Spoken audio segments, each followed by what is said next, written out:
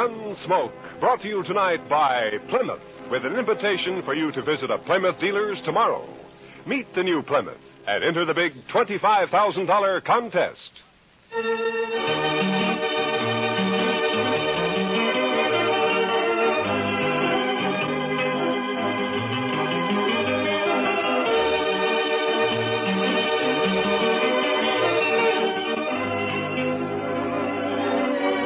Throughout Kansas and in the territories on west, there's just one way to handle the killers and the spoilers. And that's with a U.S. Marshal and the smell of Gunsmoke. It's here, a new kind of low-priced car. The exciting 53 Plymouth, completely new, completely beautiful.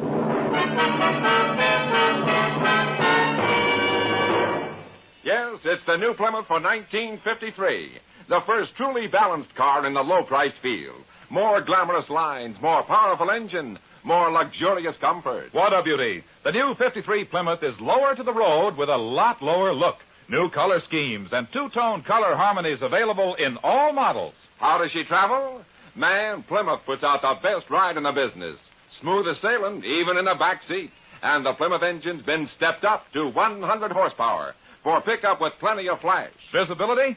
Say, there's a one-piece curved windshield, a new type with no troublesome distortion, and you sit chair height in a Plymouth, so you get the full benefit of Plymouth's new down-sweeping hood. You really see right down in front of your car. Bigger side windows, too, and a huge wraparound rear window, so everyone gets a view as big as all outdoors. The new 53 Plymouth's an exciting car, any way you look at it. A great advance in car value at no advance in price. In fact, 4 new Plymouth models actually cost less than last year. So don't put off seeing it. Meet the new 53 Plymouth at your nearby Plymouth dealers. If you go in tomorrow, you may win one free in the big Meet the New Plymouth contest.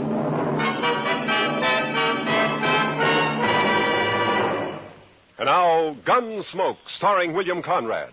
The story of the violence that moved west with young America. The story of a man who moved with it. Matt Dillon, United States Marshal.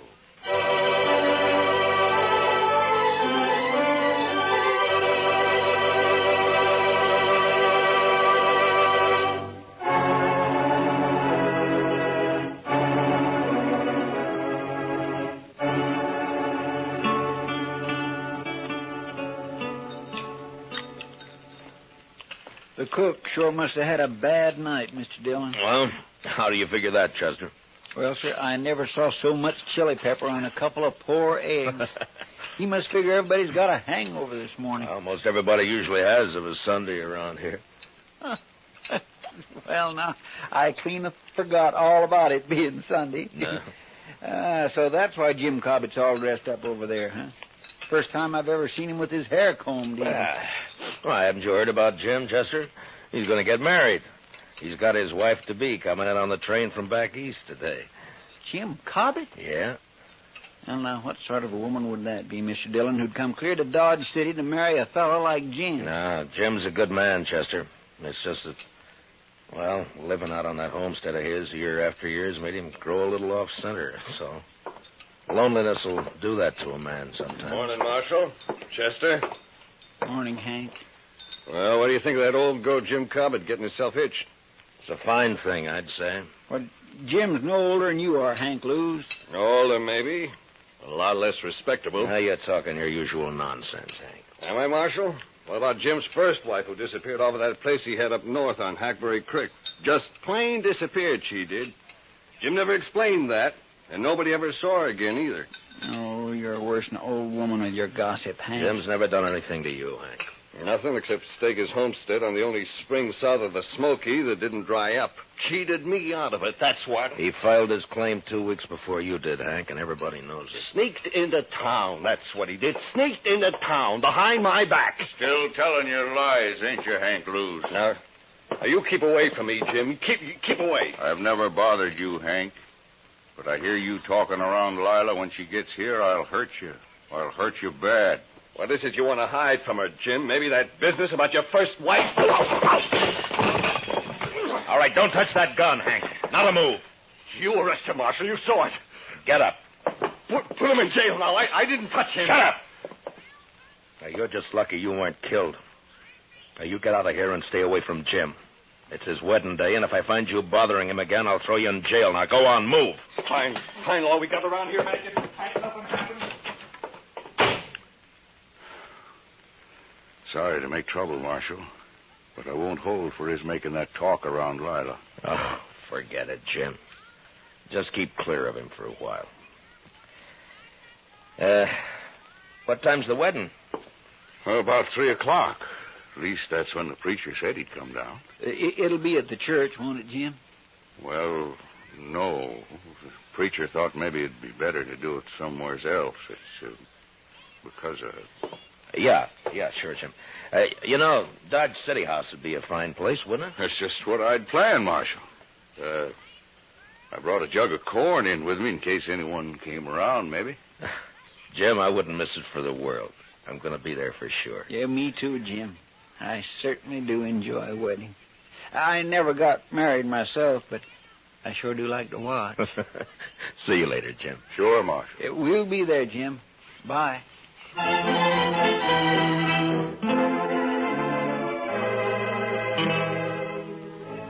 Jim's bride, Lila, turned out to be a handsome, high-strung woman with nervous black eyes and a manner that bespoke a gentle breeding and background.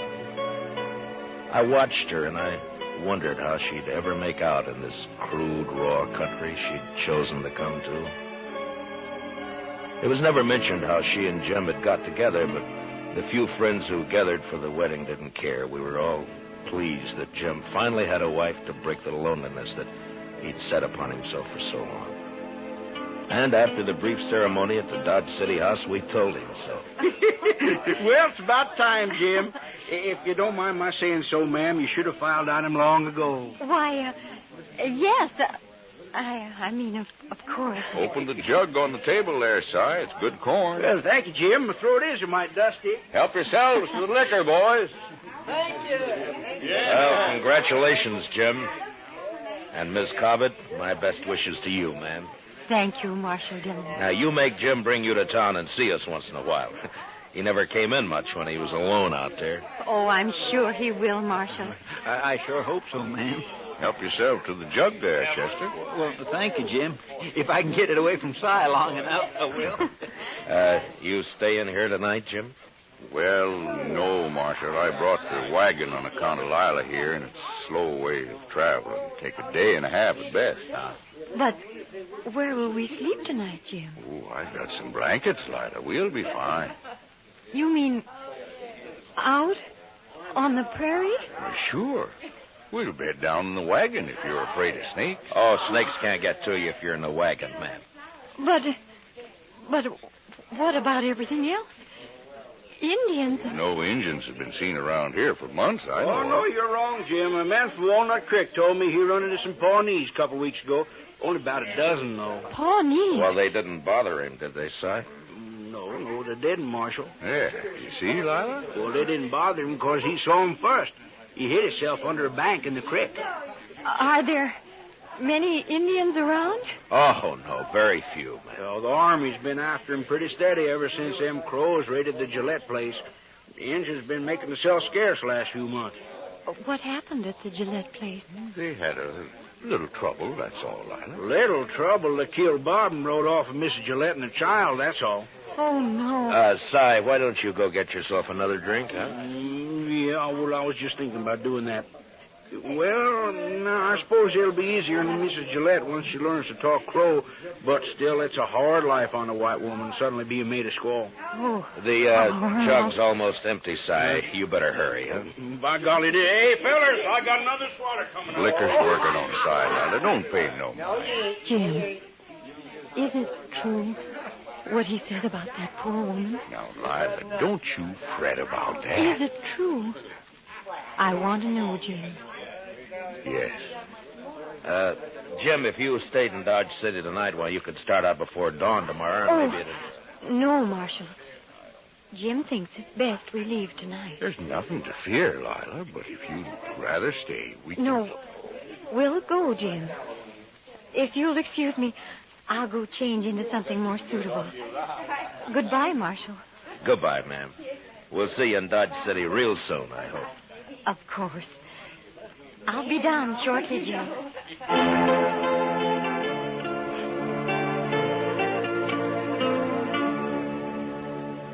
Maybe it was best that way for Lila to face out her first night on the prairie, not far from Dodge.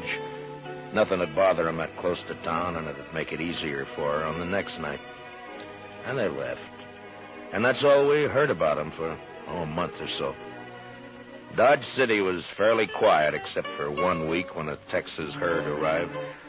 2 boys were killed the next night, and another a few days after. But then things cooled off and became peaceable again. Hank Blues is in town, Mr. Dillon. Oh, no, Chester.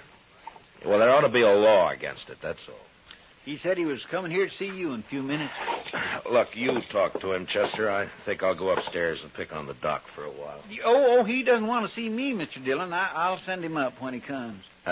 Chester, no. Yes, sir, but he'll ask me where you are, sir, and then what am I going to tell him? Marshal, I want to talk to you. Well, all right, Hank. Go ahead, talk. You think I was lying about Jim Cobbett, don't you? Well, listen to this, Marshal. Lila's disappeared, too. What? I saw it with my own eyes. I saw she isn't there. What are you talking about, Hank? I'm telling you, Marshal, Lila's gone, just like Jim's first wife up on Hackberry Creek. She's plain disappeared. Well, go on. Well, I got a runty bay mare that's always running off, and I rode by Jim's place to see if he'd seen her. Jim was just sitting there, and he hardly paid me any mind at all. He was all alone, and when I asked him about Lila, he just walked off, wouldn't say a word. Well, maybe she was just out on the prairie somewhere. Then she stayed a long time. I was back next day and still didn't see her. Stock's gone, too. When was this, Hank? About a week ago. Now, Marshal, I think you ought to get out. I do my own thinking, Hank. Well, all right. But you better get out there, Marshal. I've told you now. Yeah, you've told me, and you can forget it. Just stay away from the Cobbett place, you understand? All right, Marshal. I've done my duty. You better do yours. Goodbye, Hank. Well, Goodbye.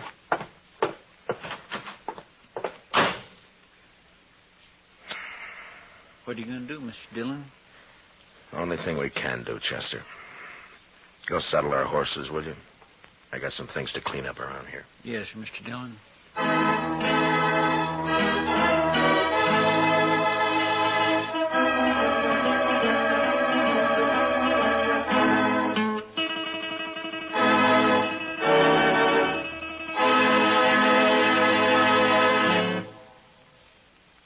Big doings at all Plymouth dealers.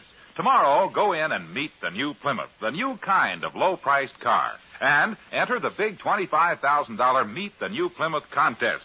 All you do is look her over, compare, ask questions. There'll be people on hand to explain the new body design, new type suspension, new springing, how they combine to give you a ride that's unbelievably smooth. The first truly balanced ride in the low-priced field. Believe me, you'll be enthusiastic. So just transfer that enthusiasm in 50 words or less to a contest entry blank. Tell what you like most about the new, truly balanced Plymouth for 53. That's all there is to it. And you may win a 53 Plymouth or one of hundreds of cash prizes. But entries must be mailed by Monday midnight. So hurry. Get an official entry blank containing all the easy rules tomorrow when you go in to meet the new 53 Plymouth. Now, the second act of Gunsmoke.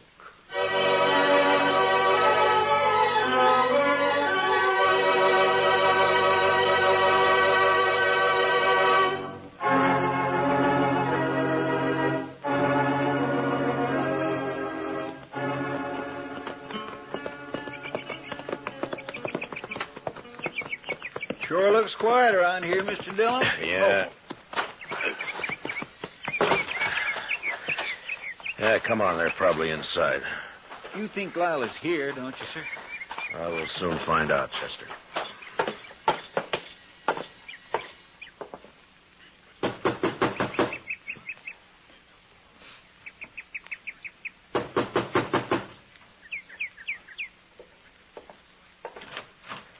Hello, Jim.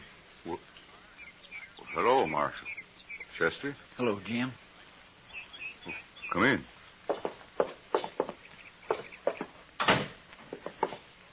How have you been, Jim? Hank Lewis told you, didn't he, Marshal? Where is she, Jim? Hank Lewis said I killed her, didn't he, Marshal? Oh, now, Jim, you know I don't pay any attention to what Hank Lewis says. Then why'd you come here, Marshal? To help you. If you're in trouble. Lila isn't here. And I'm in trouble, all right. Well, what happened, Jim? Where is she? I don't know. What? Well, Injuns, party of Crows, they took her. They took her. Indians? My goodness. You mean you were raided here? Maybe 10 days ago, a war party, about 12 Crows. Well, what happened? Well, Lila was out there by the spring. It was just getting dark. I was sitting on the floor right there, mending the saddle I'd torn the stirrup off of when I heard her come running up the path out back. She was all in a sweat and yelling. Lila, what is it? Oh, I saw something out there. Oh, Jim. Jim, I think it was an Indian. Come inside, quick. Oh. Get on the floor, in the corner there. How many did you see? Oh, just him. I saw his skin behind that little rise. Oh, Jim, don't let him get me. Easy now, Lila. Oh. Oh. Well, I don't see a thing out of this window. Oh. Take a look over here. Oh. Nothing. Must have heard you yelling. Oh, Jim, what'll we do? Stand them off, that's all. Oh. Wait a minute. There's one. Oh, no. Getting hard to see. Jim, the other side. They'll sneak up on the other side. Might be one behind that log out there. Oh, no. But we'll just wait. Oh. They'll get bolder in the dark. I can pick them off easy. Oh, Jim. Jim, they'll carry me off like they did that other woman. I can't stand it, Jim. Here. Take that 6-shooter. Yes, I will. I will. It won't take you while I'm alive. I promise you that, Lila. Wait a minute. They're down at the corral. Oh, no. They're after our horses. That'll show them. Here he goes. There was one behind that log. Oh, Jim, I can't stand it. Yeah, they're sneaking up on us. Now, we'll just wait. Let them get in the open. Wait till a little more. Then when they jump and run on us,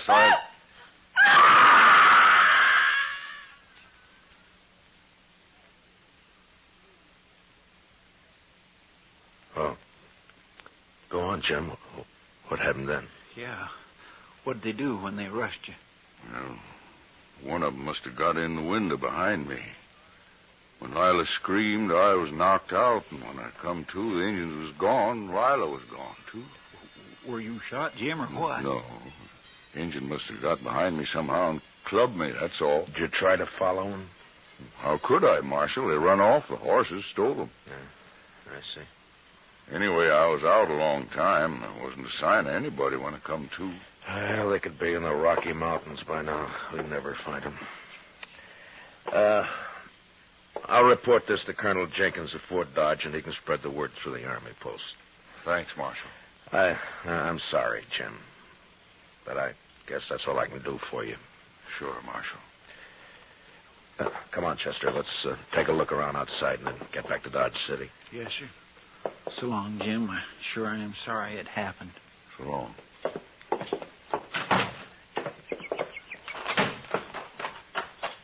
Jim's pretty broke up, Mr. Dillon. Yeah. That's terrible. And her a squaw now. Yeah. My, aren't those pretty, Mr. Dillon? What? Hey, that bunch of columbine there, growing right in a row. I think I'll just put one in my hat. No, wait a minute, Chester. Huh?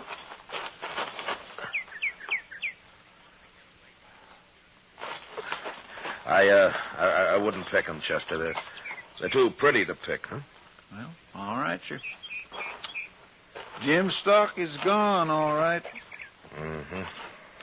You know, Mr. Dillon, Jim Cobbett ain't the luckiest man in the world, is he? No, he sure isn't, Chester. Come on, let's get out of here.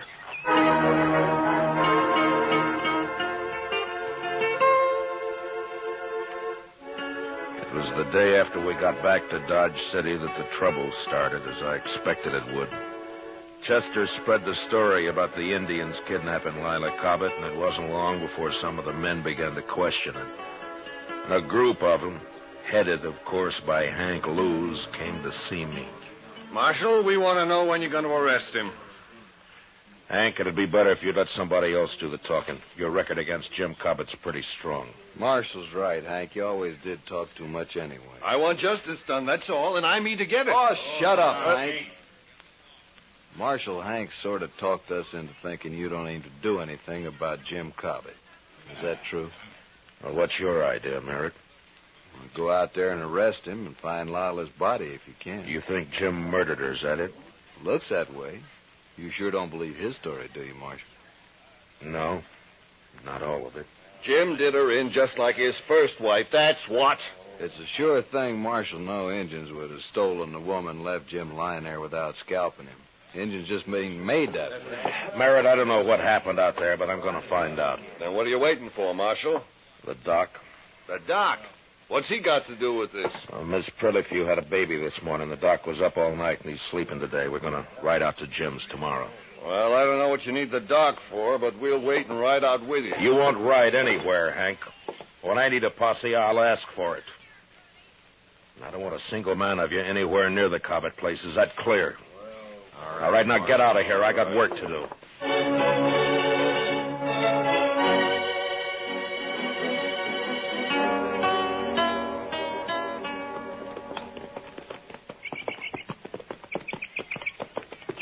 It's a mighty lonely-looking place, Matt. Yeah, it is. I wonder what Lila Cobbett thought when she first saw it. She must have been mighty fond of Jim to come here at all, seems to me. Yeah. Well, I hope Jim's still there. Isn't that him there? Down by the corral there, isn't it? Oh, yeah. He's got a new horse.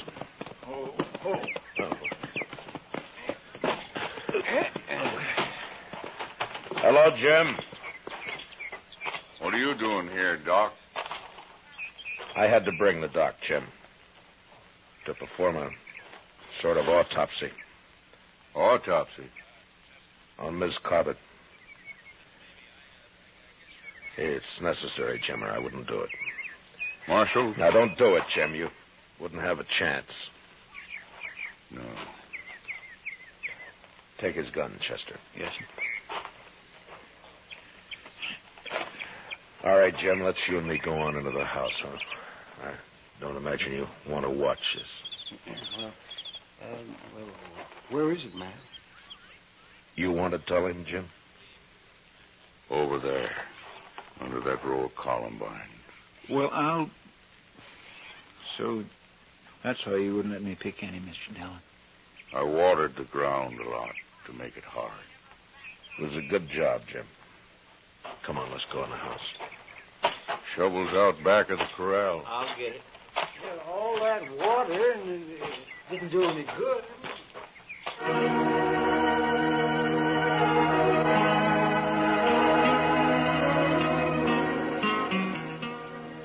In the house, Jim sat with his back to the wall, his hands clasped tightly across his knees. He was so gaunt and leathery that I wondered if he'd bothered to eat anything at all since this had happened. He just sat there as if waiting to be sentenced and not caring very much one way or the other.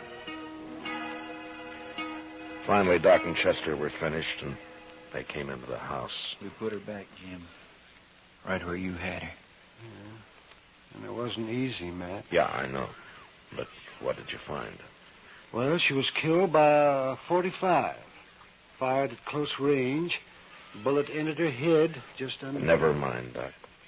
Jim's gun here is a .45, Mr. Dillon. You want to tell us about it, Jim? You think I killed her, Marshal? Well, it looks that way, Jim. But I still can't believe it. Thank you, Marshal. If you did it, Jim, you're going to hang for it. The crows didn't attack the house, Marshal. They never aimed to.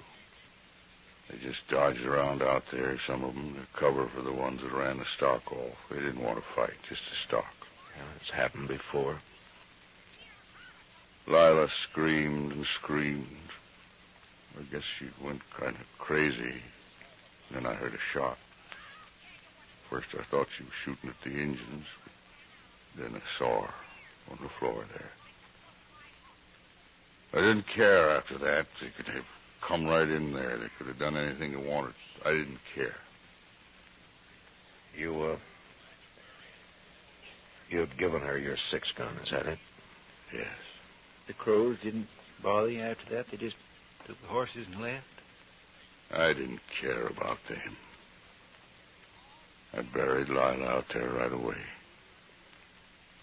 And I sat there on the ground all night. Everything would have been all right, Marshal, but when Hank Lewis came by, I got scared. I didn't want to talk to him, but I knew what he'd say. So, I put water on the grave and tried to hide it. Except for the flowers I'd planted.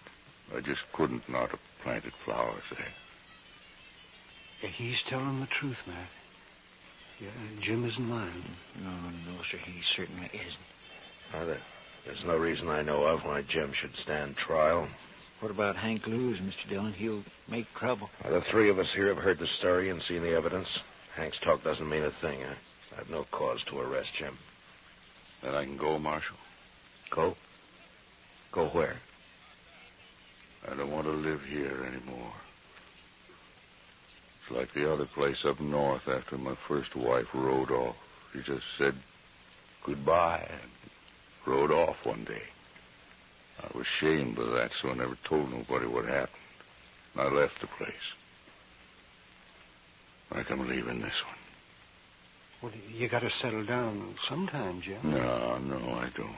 I got bad luck both places. I won't settle down no more. We won't stop you, Jim. I think I'll go now, Marshal.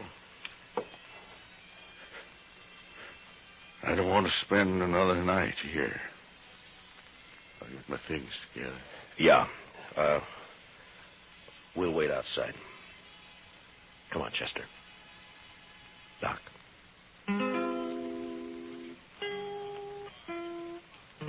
A half hour later, Jim was packed and ready to go. Silently, he shook hands with each one of us and then mounted and rode off. Yeah, the prairie had dealt hard with Jim Cobbett, but the man was too tough and dry not to survive somehow. He wouldn't try again to be happy, but he'd live. He'd make his way. We watched him disappear while the sun went, and the land cooled and became still and quiet.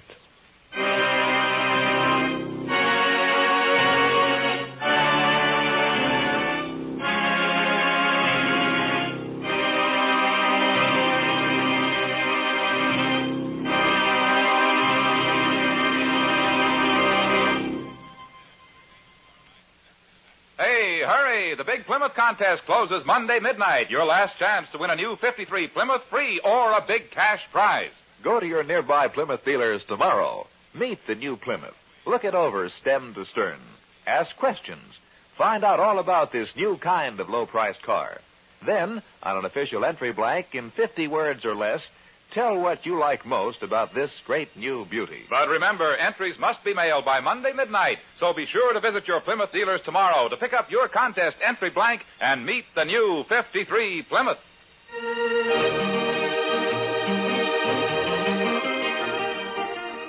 Gunsmoke, under the direction of Norman MacDonald, stars William Conrad as Matt Dillon, U.S. Marshal. Tonight's story was specially written for Gunsmoke by John Meston, with music composed and conducted by Rex Corey. Featured in the cast were John McIntyre and Jeanette Nolan, with Paul Dubois, Jack Crucian, and Harry Bartell. Parley Bayer is Chester, and Howard McNear is Doc. Gunsmoke was brought to you by Plymouth, along with a reminder that you visit your Plymouth dealer tomorrow and enter the Meet the New Plymouth contest. Remember, entries must be mailed before Monday midnight. Clancy Cassell speaking.